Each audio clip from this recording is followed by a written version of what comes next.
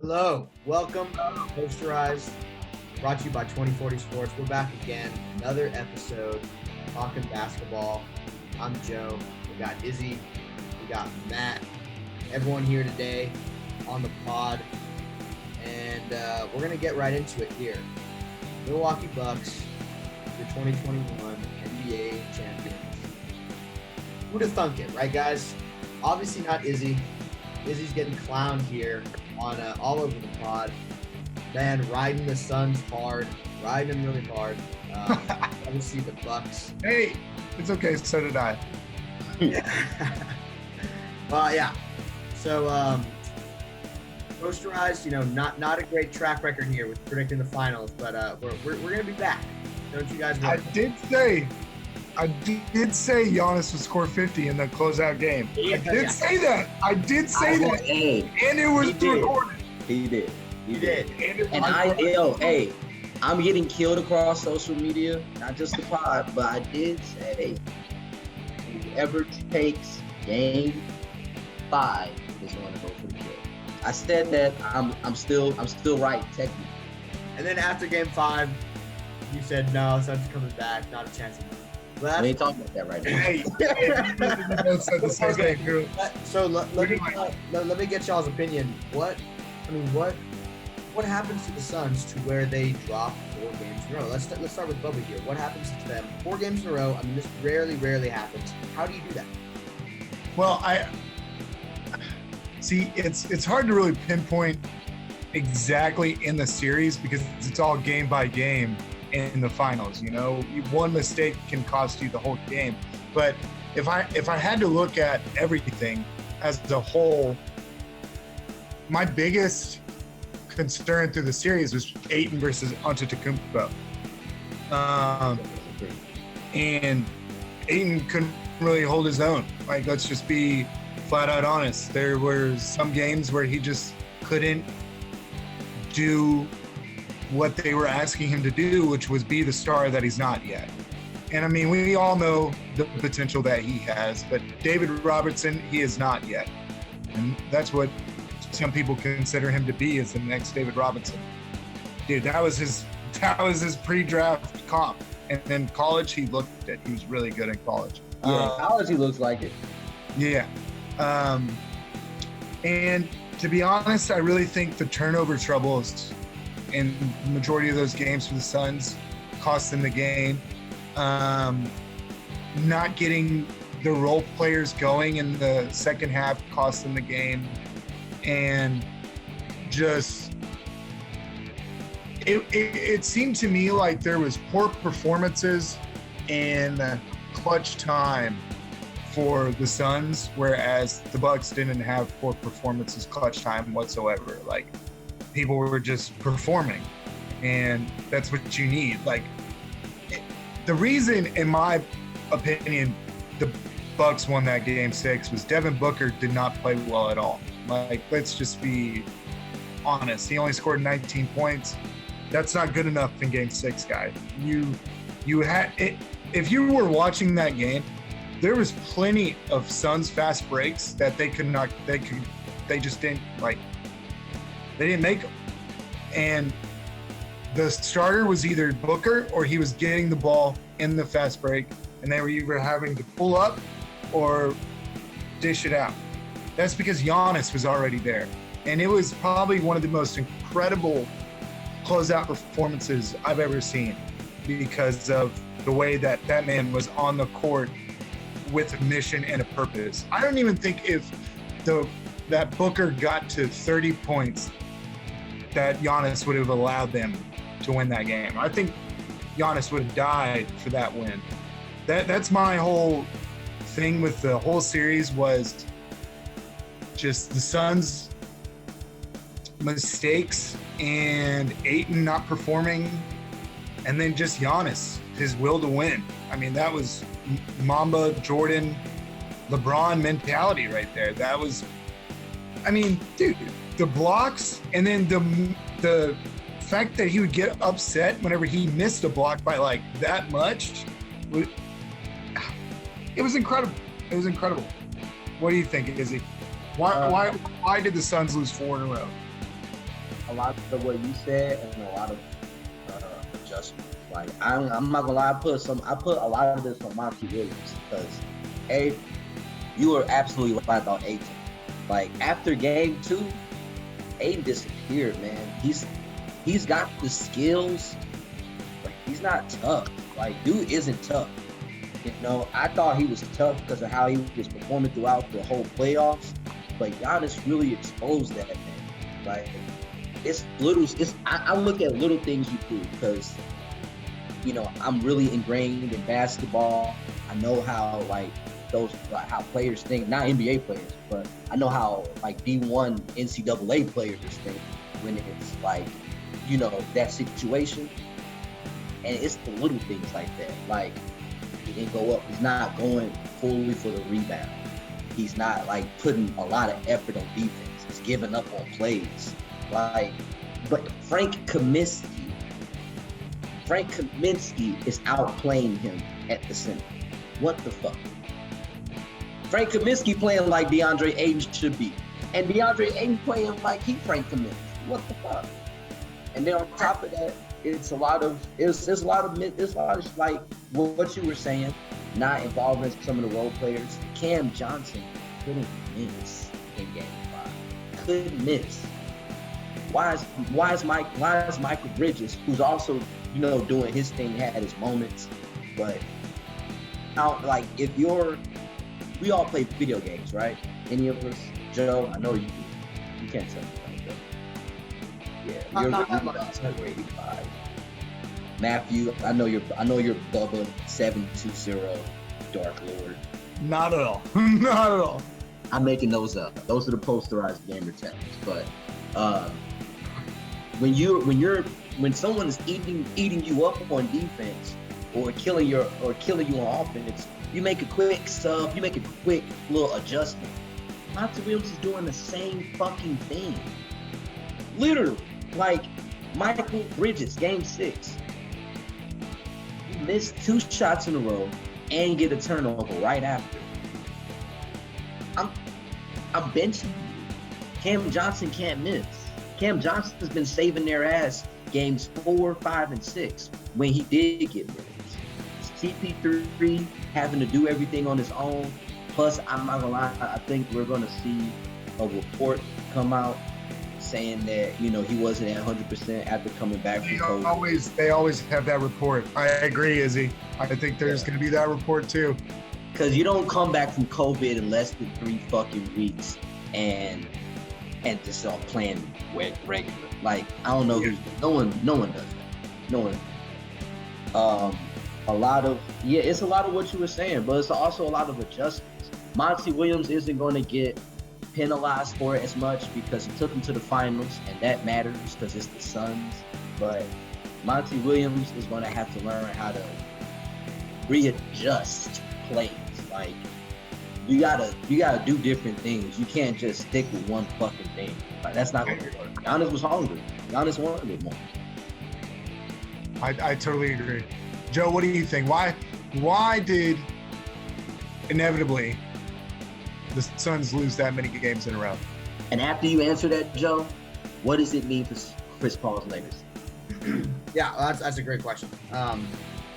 And for me, I think it comes down to the end of the day. It's about star power. Giannis, what was he averaging? He averaged 32 a series, something like that. 40 games. It was unbelievable. I mean, people were still questioning, is Chris Middleton the Finals MVP? It's like, shut up. No, he's not. No, that was ridiculous. But yeah, clutch man of the year. Yeah. He averaged 32. He had 2 40-point games and a 50-point game. And then to the people who say Chris Middleton should have been the Finals MVP, like, the reason they're saying that is because Chris Middleton did play really well, right? But he played well because of Giannis. Yeah. He also played well in the 4th quarter. It wasn't like he was playing well throughout the entire games, just the 4th quarter. Yeah, so obviously none of us here think he should have won Finals MVP, but I'm just saying, on top of all that Giannis was doing, you did have Chris Middleton putting up his 20 points, 8 rebounds, whatever. every game and being a consistent guy with very few turnovers, all that stuff. And on the other side, you had Devin Booker, who's supposed to be, one of the best young scorers in the league. Just like Bubba said, 19 points in the final game. Really? Back against the wall, drop 3 in a row, you're going to give me 19. And he didn't shoot well either. It was 19 points on pure bad shooting. And then he was shooken up, man. They shook him up. And then accompanying him is supposed to be the vet with all the experience, Chris Paul. And this guy, what was that one game he had like 7 turnovers? I mean, it was like he was throwing away the ball. And I'm not saying, there's definitely something to be said about his COVID recovery and all that. Chris Paul probably wasn't at 100%. Was that the game right after he had the COVID, the 7 turnovers? I think it may have been. But even throughout the series, he was averaging more turnovers than he usually does. And it just wasn't the Chris Paul that we were used to seeing, right? And so when you have that combination of things, of just Giannis, playing insane, Chris Middleton probably playing better than he is, Devin Booker playing way worse than he is, and then Chris Paul, doesn't really give you much for the guy that's supposedly like carried this finals run. Joe is fucking ruthless, man. Of course, you're gonna get and then that's where you start piecing together. Oh, the 4 straight losses, right? It also goes back to what Bubba said about Giannis would have died for you. I mean, Giannis, you look in Giannis's eyes, and it was scary. It strikes fear in you because you knew there's nothing he wanted more than this. Yeah. But anyway, moving to Izzy's question here about CP3's legacy, I don't know, because it's like I can't see him winning another final. I don't think he can win another finals unless he's winning a finals at all. Do you see him going to the finals? I think there's a chance, but I think he's not. I don't think he's going to win one unless he, jump ship, goes to a team that's already stacked and can do a finals run without him. Well, here's the thing: is he's tied to LA, and we'll get into those rumors here later. Continue on, Joe. Yeah. So I guess in terms of his legacy, it's like, how high can I rank someone who doesn't have a ring? And I feel like there's a difference between Chris Paul and some of these other guys that we bring up, that we talked about last episode that don't have rings. Because with Chris Paul, I feel like he's such an influential player, been in the league for such a long time. If he wanted to, he's been on teams that could have won a finals, and that choked, like this year. The Suns should have won that series, right? And then even before that, he's been on teams that were capable of winning finals, but didn't, they underperformed, right? And right. For me, that has to, be incorporated into what we, think about when he retires, right? And how, what kind of player we talk about when we talk about Chris Paul, right? Because there are some other players that we talked about, don't have a ring, but at the same time, it's like, well, they really only had 5 good seasons because they were really injured, and in those 5 seasons they had crappy teammates, like things like that. But with Chris Paul, it's like the opportunity's been there. He's been in the league for a long time. He's had the opportunities with great players to not only get to the finals, but have a chance where you're up 2-0 in the finals. You know what I mean? All these injuries. Yeah. No. All these injuries this year that led all these teams to getting out. The Lakers, the Nets, all that. Nuggets, Jazz, everything. Right? The Clippers losing Kawhi. All of these injuries, and they're up 2-0, and they still can't pull it out. Really? Come on. That has to speak to Chris Paul in some way. And I'm not. Obviously, everyone here agrees Chris Paul is a great player. Incredible. Yeah, he's a great player. He's getting, he's going down as one of the best point guards of our generation for sure. But it's like, I don't know. It's like he got there. I felt like he had the opportunities, and he didn't just couldn't pull it off. But I think that has to say something about him. I call Cap, Joe. I'm going to call Cap because. What are you calling Cap on? He said, well, Joe said CP3 has played with great players. He did. Cap.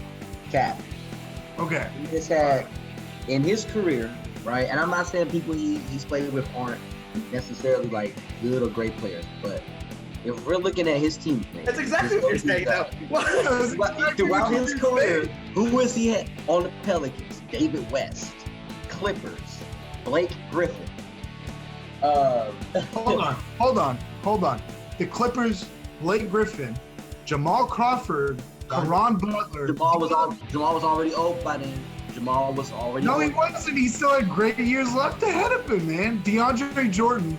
All these players were really DeAndre good. Jordan was still young. He didn't.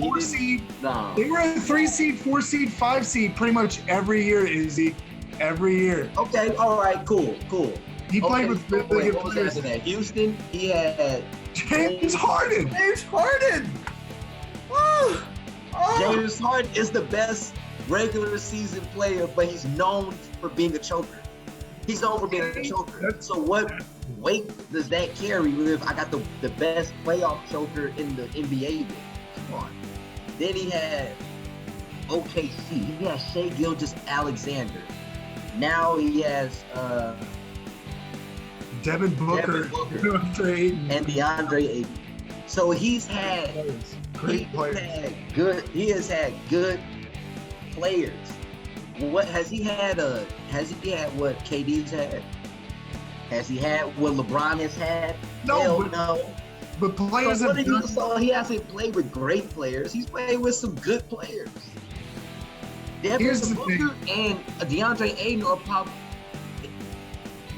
his stint with Houston is probably the only time he has played with a superstar. There you go. That's way better phrasing. But I I think can he's say just Booker. now getting with another superstar in Devin Booker. But other than that, he's just had Devin Booker's decent, positive players. He's had thumbs up players. David West. But NBA legends have done more with less. Like Dirk did more with less. But that's the dynamic of the position. Dirk had Jason Kidd. Bro, shut the fuck up. 40-year-old Jason Kidd. The next You year. just said he said good. You was talking about Jamal Crawford at 32. What are you talking about? Because he had Blake Griffin at 24, 26, 27. Prime years, Izzy. Prime years. Okay, I say Blake Griffin, but you said Jamal Crawford. Jamal was in his 30s. Jamal's still That's still playing better now, than and he's 40-year-old. 40-something. You know what happened to Jason Kidd after he left the Mavericks? He went to New York, and then halfway through the season, he's like, okay, actually, I'm going to coach the Nets. And so he became and then he became the head coach with the Nets the very next season. He was 40 years old. He won that because, like, Rick Carlisle let him do what he wanted him to do. He averaged 11 and 11 assists, nothing crazy. But, oh man, now you forgot what I was going. But okay, the position, point guard. Is it impossible for a star point guard to win an NBA Finals by themselves? Because if you look at the history of the NBA, no star point guard has won an NBA Finals by themselves. It's a team sport. No, that's not what I'm saying. You're saying Blazer did. You're saying with great players and with good players, you can win the NBA Finals. Yeah. I believe it's way harder for a point guard to win an NBA Finals with great players, like a superstar point guard, to win with great players and just good players. Isaiah Thomas is an outlier, but Allen Iverson couldn't do it. Russell Westbrook's probably not going to do it. Thomas isn't an outlier. That was a super team. Okay, yes, that was a super team. Joe, do you hear this? Joe Dumars. no. Okay, name another player. Name another Hall of Famer. Name another Hall of Famer, Izzy. On that Pistons team. Name another Hall of Famer on that Pistons team. Dennis Rodman. Okay, but how long was he on there? How long was he on there? Did he play in the playoffs? Yeah. I don't think he did. Yeah, he got subbed in a couple times. Yeah. He played. Wasn't that his rookie season? Yeah, but he was guarding Michael. He was guarding Michael. But what I'm trying to say is I feel like it's harder for Chris. It's way harder for Chris to win than it would be for like the power forward position or. And there is a point guard who did it by his fucking self. Well, never mind. Actually, fucking what's his name? Clyde Frazier. Yeah, I said it. Clyde Frazier. He did it by himself. You talking about with the Rockets? With the Knicks. Clyde Frazier delivered the Knicks one of their only championships. He did it with Bill fucking Jackson. But I'm just saying, I think in terms of legacy, you've got to give it. I don't know. I feel like it's harder for the point guard legacy-wise to win the finals than it would be for like the 3 through 5. But point guards have been pinnacle in a lot of championships as of late. Yes, but they've also had the help from. They also had the help from like their other star players on that team. Like I'm saying, LeBron is a player who could win by himself because of his position. How about this, Izzy? 2019 Raptors, they build that team around Kawhi, 4, right? Yeah. So let me say, instead of Kawhi, they had built that team around Kyle Lowry. Around Kyle Lowry. They're probably not winning the finals. Okay. That's what I'm saying, and I think legacy-wise, it's a lot harder for the point guard to be the point scorer and win the finals. Iverson couldn't do it. You know, I think you got to look at that in terms of his legacy. And moving forward, I think he has to go to a team where he is the assister. He's not the point scorer. He's the run, facilitate the offense. Everybody else can shoot and score, and I'll just do my thing. Because that's what Jason Kidd did in the 2011 playoff runs. In the 2011 playoff runs, I don't think he scored more than 20 points. But I know he had multiple 10-plus assist games, and he was running the entire offense. If Chris Paul can get to a team where he can do that and not necessarily have to score as much, I think he can have a chance at making it to a finals again. But winning it, I don't know. I feel like he needs those superstars to step up more because it's a superstar-heavy league. And that's where I view his legacy at right now. Like, I think it's not in tatters. It's still what it was. It's a little bit better, but I think it might be too far gone for Chris Paul. Let me ask all this. I don't think it hurts his legacy, though. I don't think it hurts his legacy at all. No, I don't think so either. That's right. I think this improves his legacy, honestly. Like when we think of other like legends that never got a ring, right? They usually never got a ring that year, and then just never got to the finals again, or never got out the first round again. Yeah. Chris Paul consistently gets past the first round at least. He is always like at the either the semis or like when he's always there right before the conference finals or losing the conference finals. He's always there. That's consistently good. That puts him above a lot of other legends. They don't contend as many times as he does. How many times have we seen Chris Paul being the pest in the playoffs and getting far with it? Yeah, I mean, you're right. He's been there every step of the way. That puts him above a lot of other legendary players that did good one time and maybe came back a second a few years down the line. But okay, so I got another question for y'all here. Chris Paul, when he retires, probably gonna have no rings, no MVP. I think he might get an MVP. What? There's no way. He's more likely to get a ring than get an MVP. There's an absolute. I agree with that, Joe. I feel like he's more likely to get a ring too. I feel like I feel like his usage. I feel like the way he I feel like that finals performance. This whole series, that's like I feel like teams will want to build something around that. You can build a system around that, and you just put some good pieces together. But he's done being built around. He doesn't want to be built around anymore, and he wants to go to a team that's already built. Yeah. So why would he want? That's probably going to be a Lakers thing then. Yeah. To be honest with you, definitely that's probably going to be a Lakers thing. No, but anyways, let me back to my question. Because there's not many teams that's going to be contenders with. Okay, Joe, ask your question. No rings, no MVPs. Can you still let him in first ballot in the Hall of Fame? Yeah. Yeah, I feel like I mean, he's the best player to never get a ring. Here's a fun fact for you. He's the first ever player in 2K to have a 99 overall. So that could be on the team ballot. Yeah. It was whenever he was with the Hornets. He was the 99 overall. I think that was the first time they'd ever done that. And speaking of like legacy-wise, I mean, I do think he's a first ballot Hall of Famer. Now, if he wins the ring, I think it solidifies it.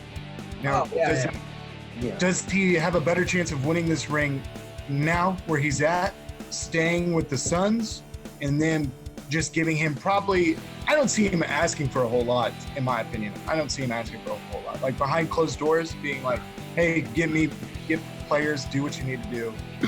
Or is he better off going to LA? Is he better off joining the Lakers? He's better off running back with the Suns, to be honest. He's better off joining the Lakers. You think so, Joe? Yeah. Oh, what? No, he definitely is better off joining the Lakers. Because LeBron, AD, Chris Paul, they sell off, they get rid of Kuzma, send him to the Shanghai Sharks, whatever, and get someone else that's actually going to do something, right? Chris Paul comes in, or Chris Paul, he trades minutes with Dennis Schroeder, which is fine because Chris Paul, you don't want him playing 48 minutes anyways, right? I don't think Dennis Schroeder's going to be there, my guy. Why don't you want Chris Paul playing 48 minutes? Because he's old. Because he's old. Yeah. He can do it. But I'm saying the Lakers, like they have enough to win a championship, and the Suns had enough to win a championship this year. But I don't know if I can say the same for next year. With I agree. Fully healthy Lakers, fully healthy Nuggets, fully healthy Jazz and Clippers, and then if you get past all that, fully healthy Nets / Bucks / 76ers, like. And then whatever happened this offseason, like teams can get better. What do you guys think the Suns can do to beat that? Because they got a pretty good team. No, I know they have a good team, but I'm saying I don't know if it's enough. I think I agree with. I agree with Joe. I agree with Joe that the Lakers are a better option, but I agree with him in only one considerate factor, that they get rid of Kuzma, KCP, Schroeder, and they get just better overall role players instead of just the three superstars. Ooh. Like, so say names. The Jazz are shopping Ingles and Bogdanovich. If they could get a better 3-point percentage shooter on that team, like KCP struggled, Kuzma struggles with the 3-point percentage. If they get Ingles or Bogdanovich, who are good 3-point shooters, then you have another option of scoring. You don't just have the slashers that are usually LeBron and Chris Paul. Now, granted, those guys can shoot too, but they're more likely to slash on you. Or the post player of AD. So you don't really have the slowing down of the offense. You can dish it out to your three-pointer whenever you go in there. And they tried that so many times with Kuzma and KCP, but it just didn't work. I see them getting rid of KCP, Schroeder, giving Caruso more minutes if they get Paul. Like, if they get Paul, they would do that. I don't think they would give Schroeder the money he's asking for, because he's asking for like $100 million, and he's not worth it. No, he's definitely not. He's definitely not. I guess my question is, can you trust the health of LeBron and AD? I think you could trust him more on LeBron's side than AD's side. I feel like you could trust him more on LeBron's side. I don't know about AD. AD's always been a mystery to me, and I think his career, legacy-wise, is hampered by his injuries. Like, if he wasn't as injured as he was, his career would still be crazy. Like, going on to more rumors, the Lakers are also tied to Russ and Buddy Hield. Now, in my opinion, I think they should stay away from Russell Westbrook. I think they should get more shooters on that team and get more offensive than defensive, and just try and score as many points as humanly possible. Go after Kyle Lowry instead of Russell Westbrook. I still have never trusted Russ's playoff ability because of the way he plays in like the last 4 minutes of the fourth quarter. In the last 4 minutes of the fourth quarter, it's like that man's brain shuts off. And we know the Lakers with a fully healthy team would be a playoff team. So do you take that liability just because of the star power? Or would you rather just have the role players that you would have without adding that third star on the Lakers? Like, you just keep Schroeder and you just add Buddy Hield and like Ingles or Lowry or DeRozan. Just one of those. I say, no, yeah, I agree with you. Stay away from Russ. I don't, for the reasons you said, and also I just don't. Beal would be a big buy for them. Beal would be a huge buy for the Lakers. Yeah, Beal would be a great buy for the Lakers. I just don't. But the Celtics want him badly, and he said that's his preferred destination anyway. Continue on, Joe. While he's eating. I don't think that Russ is going to work well with LeBron and AD. He's involved too much. He's another bad shooter, right? And like you said, Lakers need offense. They need shooting. Russ can get to the bucket whenever he wants, but LeBron can do the same thing. Why do you need to add that to your team? You're better off getting Buddy Hield, up-and-coming star, great three-point shooter, right? Great three-point shooter. Yeah. Great three-point shooter. He's going to spread the floor so much for the Lakers, because right now it's like you got LeBron and AD like rubbing butts down low, can't get they're in each other's way, you know. Then you got Schroeder and like Kuzma, like Caruso's the only one that that spreads the floor at all for those guys. Because Schroeder can't shoot, so the people are playing back on him. They're saying, please go ahead shoot.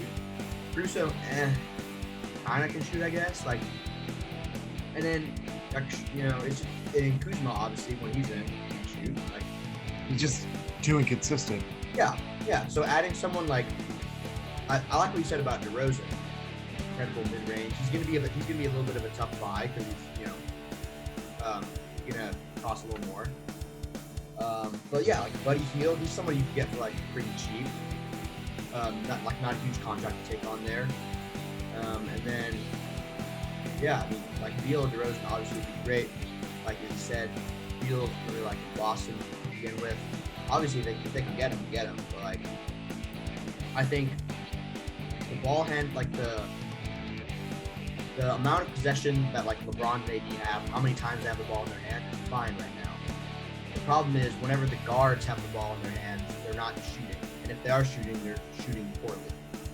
So they need to find someone else to put the ball in their hands who knows when to get it to LeBron and AD and knows that, yeah, we should probably be doing that more of the time.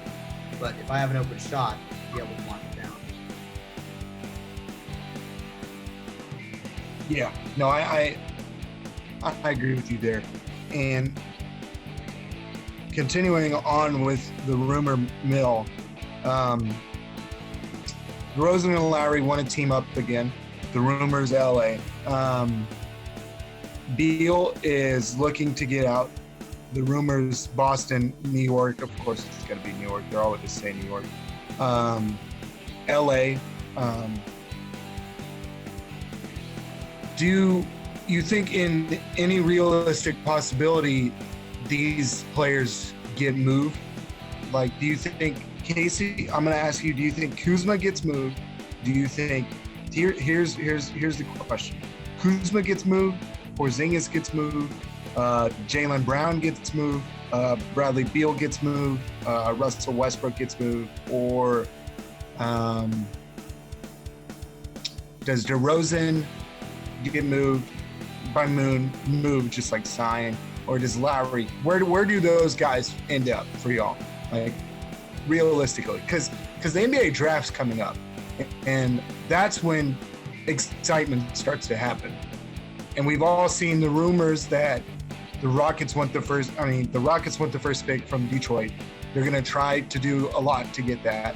And OKC wants the first pick from Detroit, and they could just shove across like the 25 first-round picks that they have if they wanted to.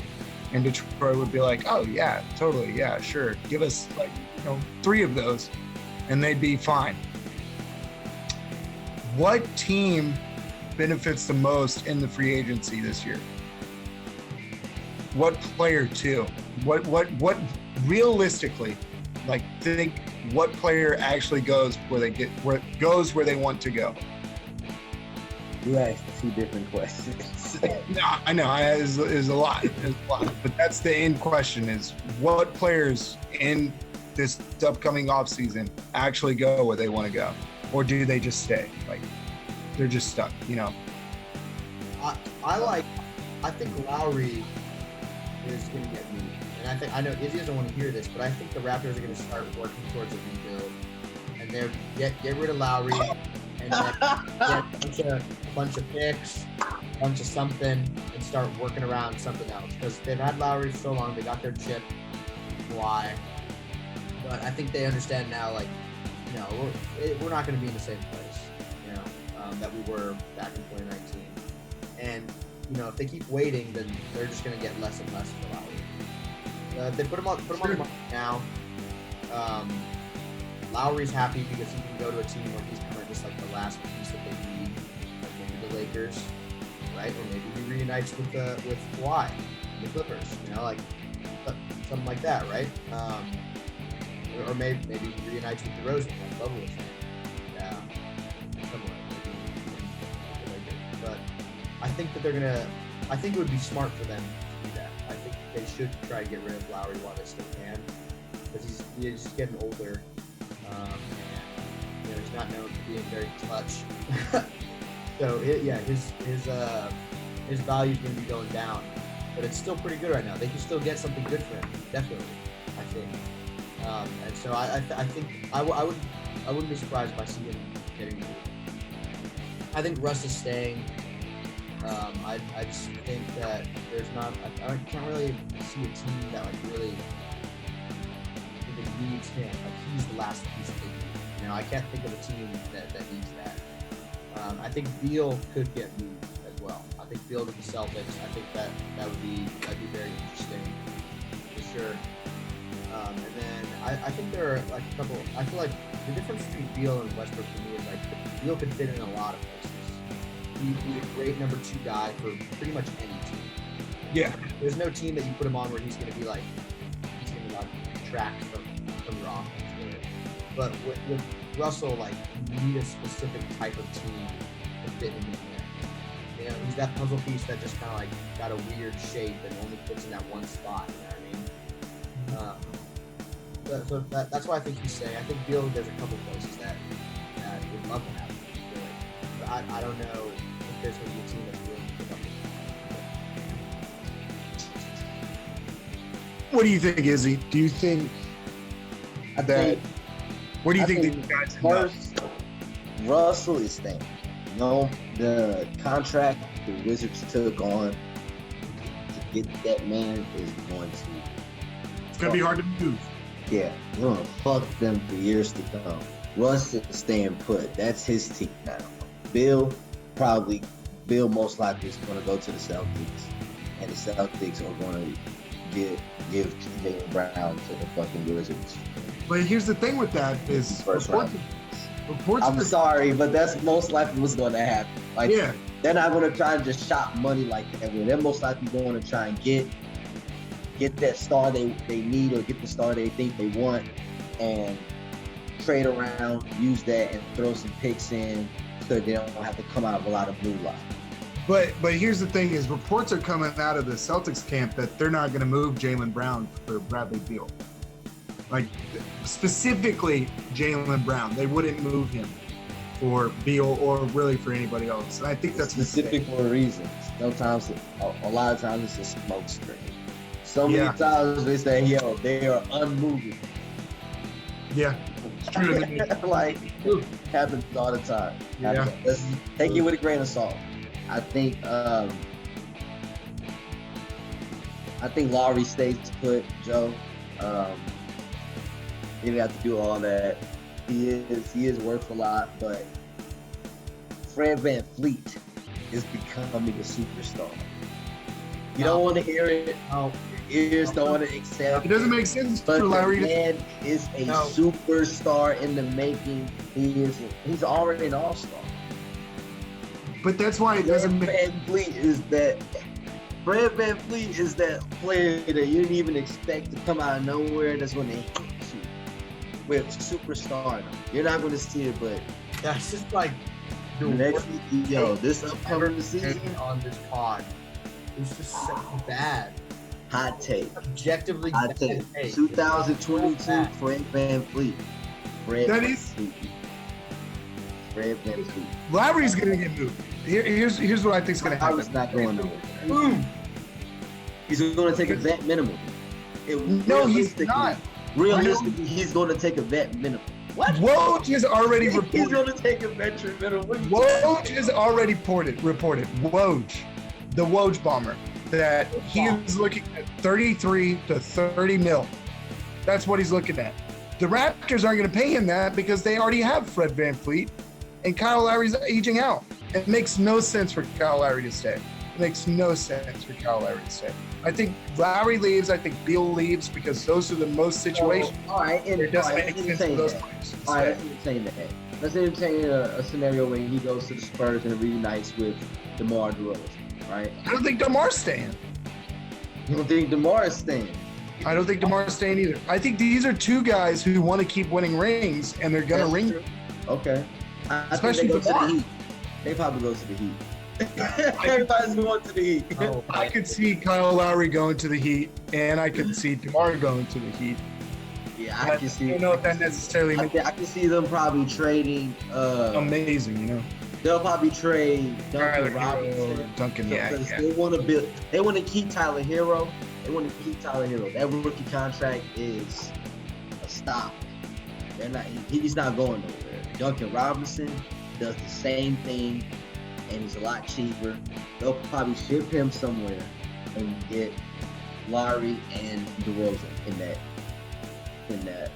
scenario. Speaking of all these, like Laker-wise, though, wait, hold on, my bad numbers, right? Laker-wise, hear me out. They're gonna try and go for Luka. For Luka? They know they're not gonna get him.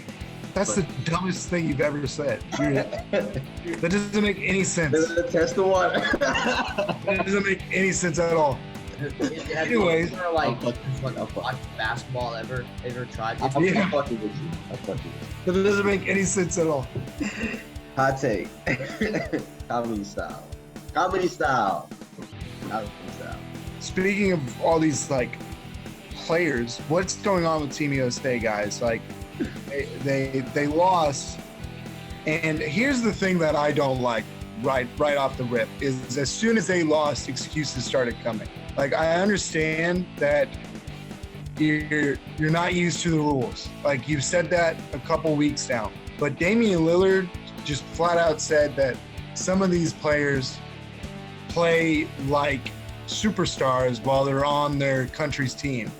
And it's like, do they not try and play like that while they're in the NBA? I mean, the games just don't look good either. Like, USA just doesn't look together. Is it a matter of too many superstars on one team? What's going on with this team? No leaders. There are no leaders on that team. They don't. I think it's what a lot of what Joe was saying on the previous podcast, where they don't really care. Like, KD is I'm going a little bit. What's everyone else doing? They feel like they're entitled to win it without trying. That's what I said. Wow, that's a good one. That's a good one. I stand by that. They feel like, why should we have to try? We're Team USA. We're better than them. Yeah, you have the most talent. That doesn't mean you don't have to try, though. That doesn't mean that the refs are just going to give you the game because they think, oh, well, this is the team that should win. No, like, yes. Come on. Yes. You think they can come back from this bubble? I think so. But, I mean, if they lose one more, isn't that, silver? Or even not even in there anymore? Maybe even bronze?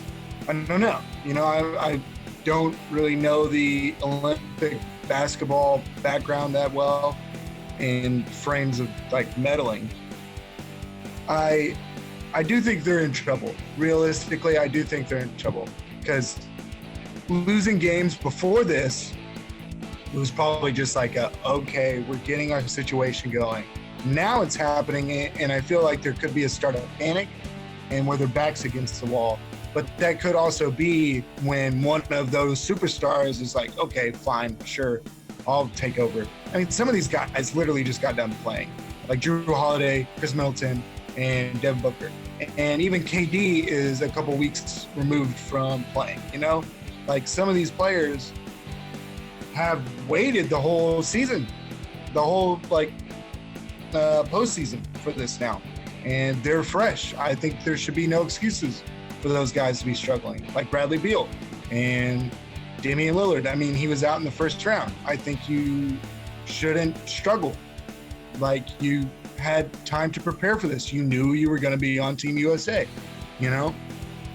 There's no.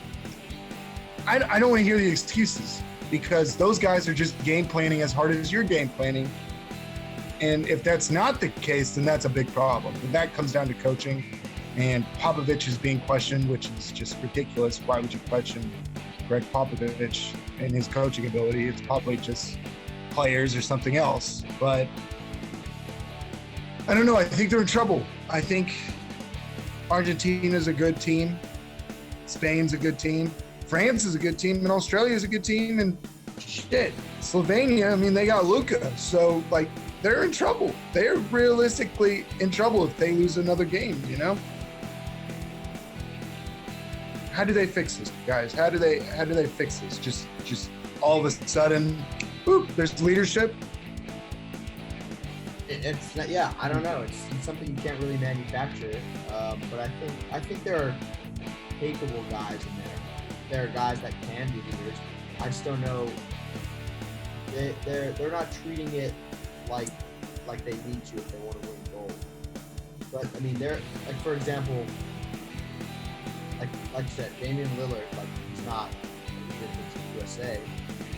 But on the Trailblazers, he's the leader. He's the guy in the huddle that's yelling at people and saying, "We need to pick it up, do this, that, and the other." So why can't he bring that same energy? He's capable, but he's just not. He's not doing it now, right? It's I'm not even asking you to treat it like it's the finals, but treat it like it's the first round of the playoffs at least. I mean, treat it like you care, right? Don't treat it like a regular season game. A gold medal is a big thing, man. Treat it like it is. I think they might be a bit demoralized. Okay. I'm not gonna lie, I think these players are coming in, and not so much everyone, because of course not Bradley Beal, because the thought can't even be in his mind that they were gonna win shit. But players like Adebayo or KD, maybe they got into it. Coming in a little bit demoralized because that's how they're playing. Mm-hmm. I mean, think of the schedule. You just got sent home. You just got swept in some cases. I think now you're trying to focus on Team USA. You might you might be lagging a little bit, and you might not want to play with some of these other players that, that's what I was just about to say. 30 on him. Like, fuck him right now. That's what I was just about to say. So, like, I don't know, you brought up Adebayo. I don't know if y'all heard that Adebayo and KD kind of got into it at the media day. Like, KD shot a shot and he made it, and Adebayo didn't give him the ball back. And KD was just like, hey, yo, give me the ball back. And he was like, bro, it don't matter, or something like that. And KD just got heated. I think there could be a case of too many personalities in one room. And, you know, that can happen. I mean, you look at the older teams back in the day, 08, there was a lot of personalities in that room, but there was a lot of leadership in that room as well. And I think you're right, Joe. There's maybe not leaders. There's too many personalities and not enough leadership. Like, Draymond's in that locker room. That's a big personality. Damian Lillard's in that locker room. Regardless of what you say, that's a good leader, but it's also still a big personality. KD, huge personality. And correct me if I'm wrong, but usually these Team USA teams are also when the young players kind of start to show a little bit more. And you don't really see that. The only one that I can even think of is the Spurs player, Keldon Johnson. He played really well. Yep. Why aren't we seeing more young players get more time? It's because they're down. Why are they down? We don't know. We have no idea. But speaking of young players, the draft is coming up, and we have big movers and big shakers. Do the Pistons stay at number 1? Or do they move back? Who ends up with Cade Cunningham? Because that seems like the consensus number 1 overall pick, the guard from Oklahoma State. Do the Pistons stay at number 1? Or do they take the buckets on buckets of picks that OKC has? I think they'd take the picks. And if I were them, I would take the picks. I feel like the last few years, it seems like every year there's like an incredible player, maybe even 2 or 3. Like looking back, you got Zion's draft, Zion, like RJ Barrett, like people that are just like almost seem like generational talents. And I don't know if we're seeing that with Cade Cunningham. So if I'm Piston, I'm not saying he's a bad player, he's a great player, and obviously has the opportunity to be, you know, depending on how he develops and how he plays, be a great NBA player as well. But I just don't know if that's guaranteed. And I've seen some of it in the last few years. It seems like there's players out there that you're like, wow, like this guy, he's not just every number 1 overall pick. You know, he's different. And so if I'm the Pistons and OKC's gonna throw picks my way for that, then I would, yeah, I'm fine with that. You just don't know. I just don't know if Cade Cunningham's the guy that you can build a franchise around. You know, I feel like we haven't seen a whole lot of them. You know, Oklahoma State. You know, and he was on and off hurt. Exactly. He was on and off. The kid's what, 19 years old, 19, 20. I don't know. I just don't know if you can say this is a guy you're going to build a franchise around when you kind of have the safety net of like, oh, well, I could just get a bunch of picks from OKC. You know, and they'll probably trade him, you know, a couple picks in the next couple years, and then they'll get like what does OKC have this year? Maybe like the 8th pick or something like that. Like, not that bad, right? They can still get a good pick. OKC is 7. Oh, okay. Yeah, so they can still get a good pick this year, and then a whole lot of good picks in the next coming year. So that's personally what I would do, and I think the Pistons are going to do that. I don't think they're that committed to Cunningham right now.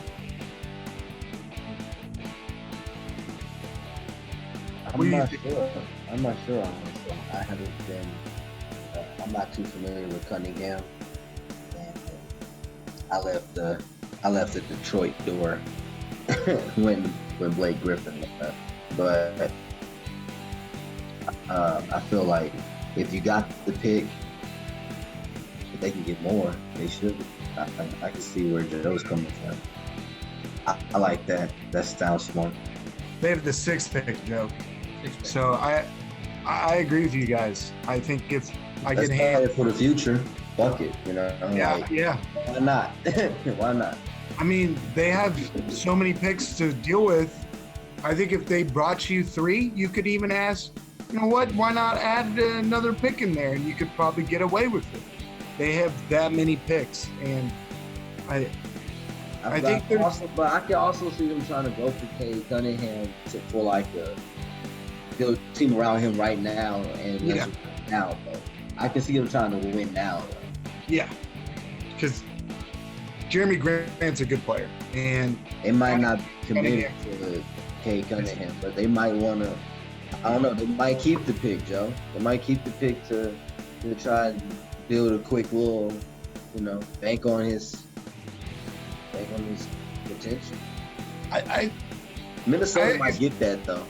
Minnesota, I don't know. Minnesota might try to get a pick.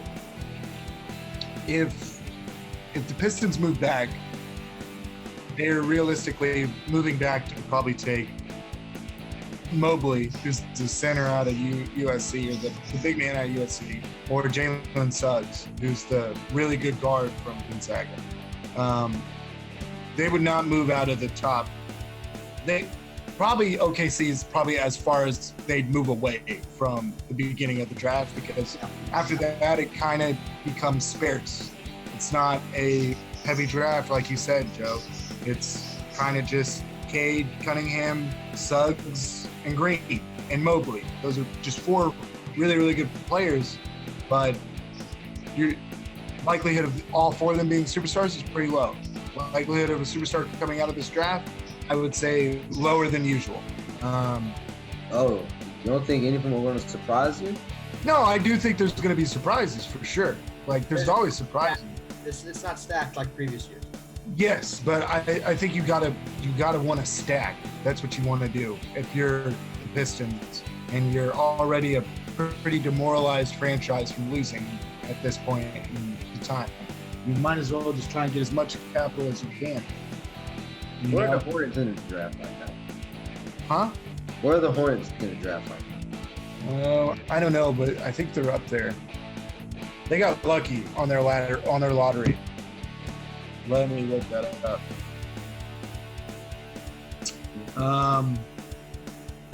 Do you think that players get moved this draft?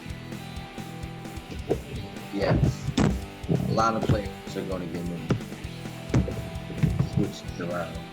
I feel, and here's coming from a Mavs perspective, if the Mavs move from KP, it'll be in this draft. And it'll be to get a draft pick and a player, like just a role player. Because we don't have a single draft pick this entire draft, not even a second round pick. So, the likelihood of the Mavs being traders, I feel like it's pretty high.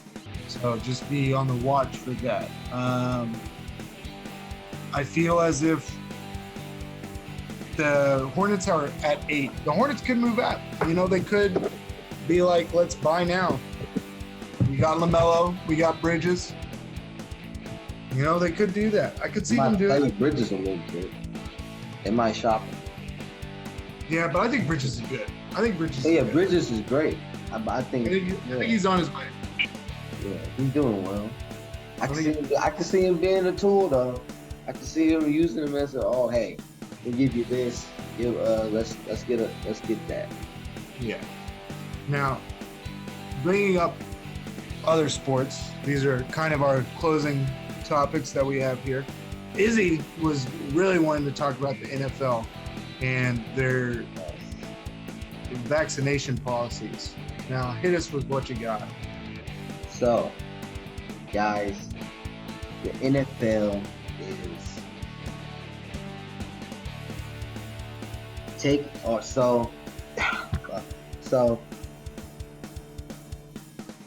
yeah, it's not really a mandate. It's not really I don't want to say it's their mandate, but they're kind of mandated.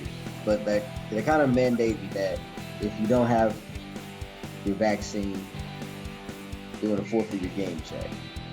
and that a team might forfeit a win. So we're having players like Deshaun Watson,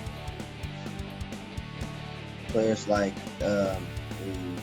Cole Beasley come out on Twitter pissed, come out there not getting their vaccines, come out there pondering fucking retirement. Like, I think the CFL's looking pretty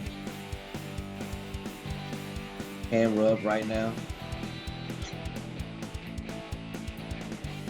But the NFL is like making it not so much a rule you have to do this. They have an 80% vaccination rate, but they're fucking with the rules. Yes, I agree. Making like, hey, we're not saying you have to, but kind of, if you don't, okay, cool. My whole opinion on the thing is you should do it.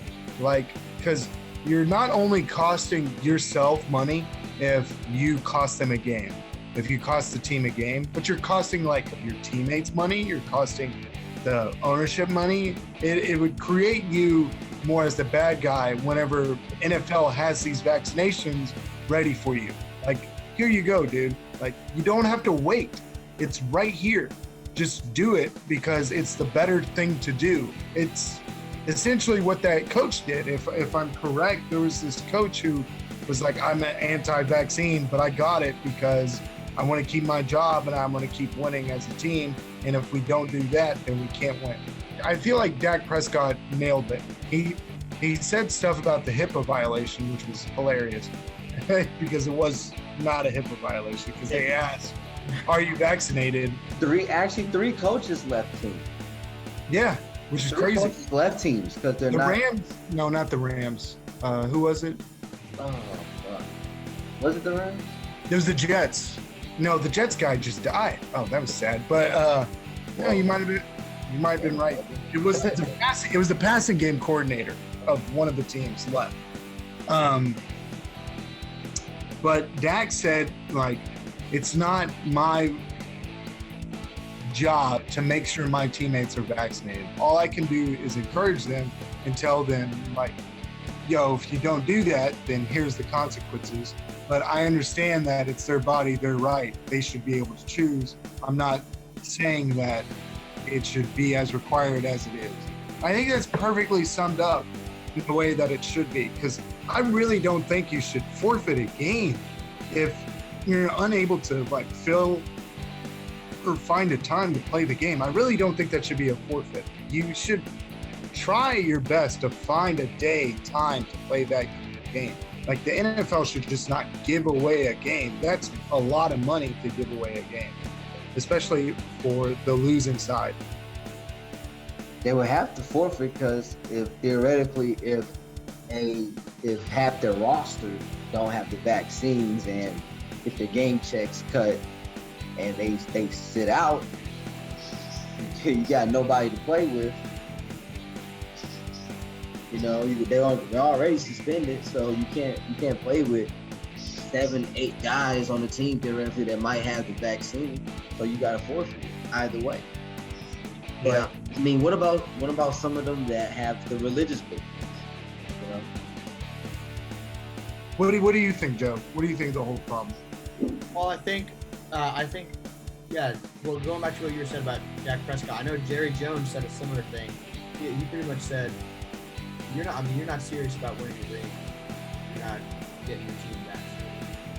Because it's just like the consequences they're too much right now. And even if we're not talking about vaccination, like, just thinking about like last season, there was a game that got postponed or canceled because there were a couple players that had COVID, right? Yeah. And so I know the Steelers had their bye week taken away from them, and that was a big thing. Yeah. Yeah, exactly. So I think it's like, as a coach and as a team, like, if you're serious about winning, then like, these are the new rules. Like, this is just what you need to do if you want to win games. because like it's I don't know like to go to school, like I'm sure you like we all went to elementary, middle school. You got to submit your vaccination report for your bumps and rubella and all those other little things that you had to get when you were a little kid. They don't let you show up to school without that, right? Yeah. So it's like this is just another thing. It's another thing to add it on, right? No one, it's kind of just like it is what it is. NFL, private company, they're doing their own thing, and if you're part of that organization, you're part of the people that benefit from that, then you're gonna have to abide by their new rules, right? Or you can get out and go play in the CFL. Yeah. Yeah, you either want to win a ring and you're going to comply with the NFL, or if you don't want to, then you can get out and make, Let me ask you guys a question. So, I don't think some of these big personalities are going to just perform like that. Honestly, I think we're going to see. What if we see a huge talent dip in the NFL suddenly? Like, what if players just wind up saying, fuck it, yeah, I'm retiring. But, like, now all players are created equal. What if we see Aaron Rodgers taking goodbye? Bye. DeAndre Hopkins, bye, I'm done. Odell Beckham Jr., see ya. Here's the thing, is the NFL doesn't need them. Because the NFL is a multi-billion-dollar to trillion-dollar enterprise. Do you think the NFL cares that they're leaving? No, because they have guys like Justin Jefferson who will take the vaccine. Okay, you're old, you're leaving us? Okay, we'll just prop up this young gun. We'll just prop up this young gun. We'll just prop up this young gun. Every organization does it. It's like when Joe Montana retired, who took over the face of the NFL via quarterbacks? It was Dan Marino. And when Dan Marino retired, it was Troy Aikman. And then Troy Aikman, it was Peyton. And then Tom Brady. No matter what, it will just be that cycle. So I think if they retire, in my opinion, they're stupid. Like, they're stupid for retiring, and they need to get their egos out of the way. Because not only are they leaving money on the table, but they could be leaving a Hall of Fame career on the table just over simple principles that you can't get out of your head. Like benefits that some people don't even get. Like, some people can't even get the vaccine right now. And you're able to get the vaccine for free, that just seems stupid for you to retire to. And I think you really need to consider your whole logical thinking if you're an NFL superstar with a Hall of Fame trajectory and you're retiring because of a simple rule like that. Now, if there's complications because of the vaccines or whatever due to health, I totally get it. Go ahead, retire. I get that. Yeah, and well, you're leaving so much. I think going off what Bubba said, the NFL doesn't need them, like, because first of all, like what he said, they have so much young talent. There's going to be another DeAndre Hopkins in 3 years, right? The average career length in the NFL is 3.5 years. So it's there's going to be another star quarterback that's up and coming, this young gun. There's going to be another star wide receiver that can catch, like Odell Beckham. Like there's going to, especially running backs. Not those specifically. I'm saying a large wave of talent like this. There's not going to be a large wave of talent. There's no way that there's like the names that you named. Okay, DeAndre Hopkins, great receiver, right? But besides that, you said Cole Beasley. Okay, he's a good number 2 option on the team, right? Who else? Who else you say? He said Aaron Rodgers. Zach. You think Aaron Rodgers? That's a totally different. Ezekiel Elliott. But that guy's vaccinated. But you actually know for a fact. No, Zeke's not. Zeke is vaccinated. Pretty much all of 70. He made comments about it. He said, "Wait, a game check." 70% of the Cowboys right now, plus probably I think it's at 85% is vaccinated. If Zeke's not vaccinated, then Zeke leaked a video of him alluding to the fact that he wasn't vaccinated. But when was that video? When player reactions to the NFL vaccination rule that just came out. Then I guarantee you that Scour Twitter. I guarantee you. Look it up. You will see it. I would be surprised if he's not his back. So when I asked, because Jerry Jones would probably hold a needle to him himself to make sure. I mean, I'm dead surprised. Come an RN and shoot him up. I'd be so surprised if there was a single. But what do you say to your superstar? Maybe. In that instance, what do you say to your superstar that you just locked in? That you have to pay guaranteed money to? Do you want the money? No, I was like, no, it's guaranteed. He already gets it.